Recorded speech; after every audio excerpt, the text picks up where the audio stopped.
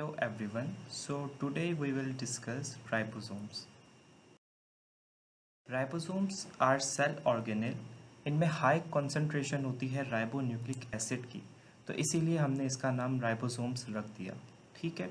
अब they are found in both eukaryotes as well as prokaryotes. ये बात बहुत ही ज़्यादा इंपॉर्टेंट है क्योंकि काफ़ी ऑर्गेनेल प्रोकैरियोट्स के अंदर एब्सेंट होते हैं, लेकिन जो राइबोसोम्स हैं they are present in both eukaryotes as well as prokaryotes. अब राइबोसोम्स का जो मेन फंक्शन क्या है, प्रोटीन सिंथेसिस करना, तो इसीलिए हम इसे प्रोटीन फैक्ट्री कहते हैं।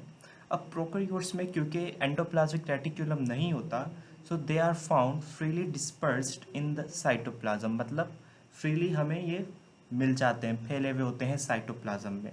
जबकि यूकैरियोट्स में एक तो ये हमें फ्रीली भी मिलते हैं साइटोप्लाज्म में, एज वेल एज ये अटैच होते हैं एंडोप्लाज्मिक रेटिकुलम में।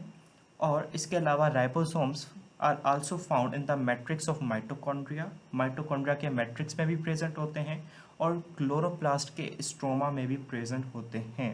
तो ये बात आपने याद रखनी है कि प्रोकैरियोट से सिर्फ एक ही साइट है कि साइटोप्लाज्म में ये फ्रीली डिस्पर्स्ड हैं, जबकि जो यूकैरियोट्स है उसमें काफ़ी साइट्स आ गई हैं। एक तो फ्रीली भी फाउंड होते हैं, एंडोप्लाज्मिक रेटिकुलम के साथ अटैच होते हैं, जो कि कौन सा है, रफ एंडोप्लाज्मिक रेटिकुलम, और matrix of mitochondria and stroma of chloroplast.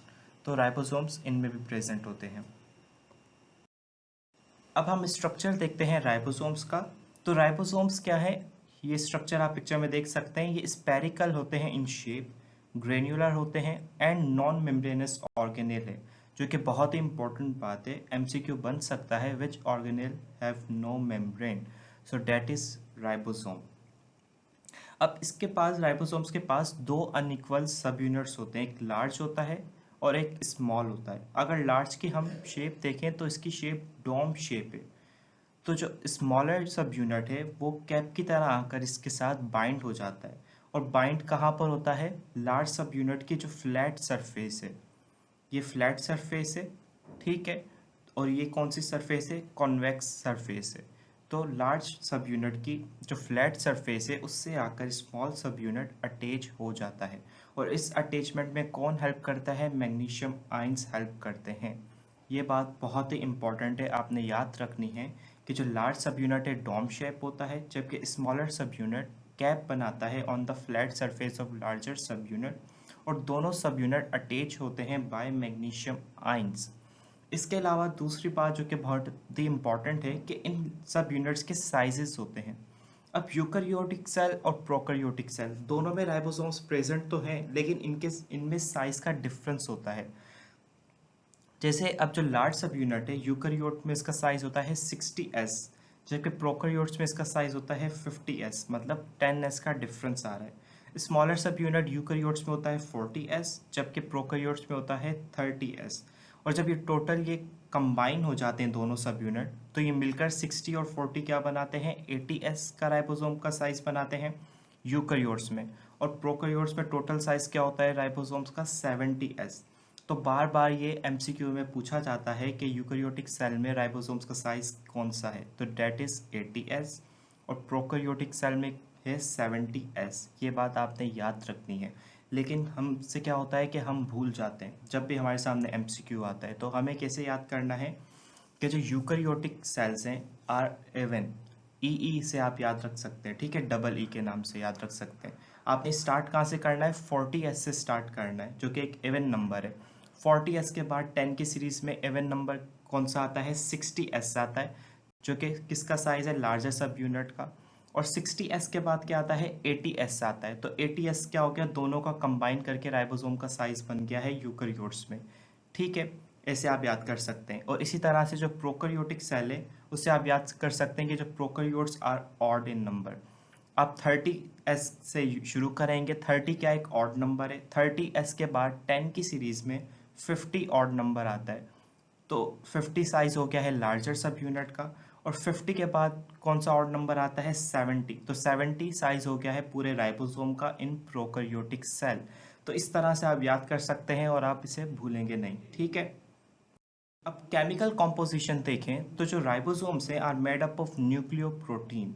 इनमें 40% आरएनए प्रेजेंट होता है एंड 60% ये प्रोटीन के बने हुए होते हैं। अब देखना ये है कि आरएनए और जो प्रोटीन है उसकी बॉन्डिंग किस तरह से हो रही है।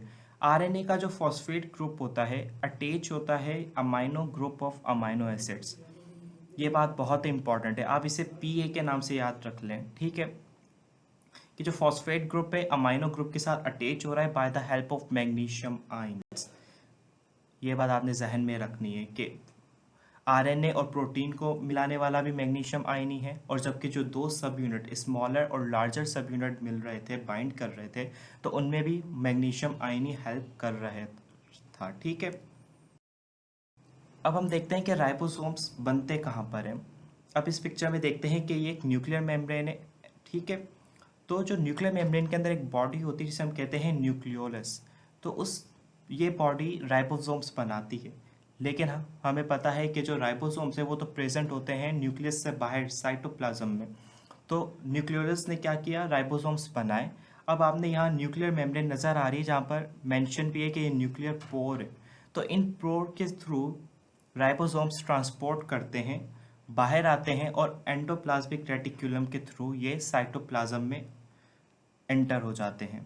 तो ये बात आपने बहुत ज़्यादा इंपॉर्टेंट याद रखनी है कि ribosomes are manufactured in nucleolus. Nucleolus कहाँ प्रेजेंट होता है, न्यूक्लियस के अंदर प्रेजेंट होता है। राइबोसोम्स बन गए, न्यूक्लियर पोर के थ्रू बाहर आए एंडोप्लाज्मिक रेटिकुलम में, और फिर आ गए हैं ये साइटोप्लाज्म में। तो ये पूरा प्रोसेस आपने याद रखना है, ठीक है। अक्सर पूछा जाता है कि राइबोसोम्स कहाँ मैन्युफैक्चर्ड होते हैं, तो डेट इज़ न्यूक्लियोलस। अब इसके बाद जो कि लास्ट बात है कि प्रोटीन सिंथेसिस में जब एमआरएनए बनकर आता है न्यूक्लियस से, ठीक है, तो काफ़ी राइबोसोम से एमआरएनए के स्ट्रैंड से अटैच हो जाते हैं। तो उस पूरे जो पूरा ग्रुप अटैच हुआ है राइबोसोम्स का सिंगल एमआरएनए स्ट्रैंड के साथ, उसे हम पोलिसोम कहते हैं। तो यहाँ पर हमारा लेक्चर होता है राइबोसोम्स का कंप्लीट। अगर आपका कोई भी क्वेश्चन है तो आप कमेंट्स में पूछ सकते हैं। Thank you.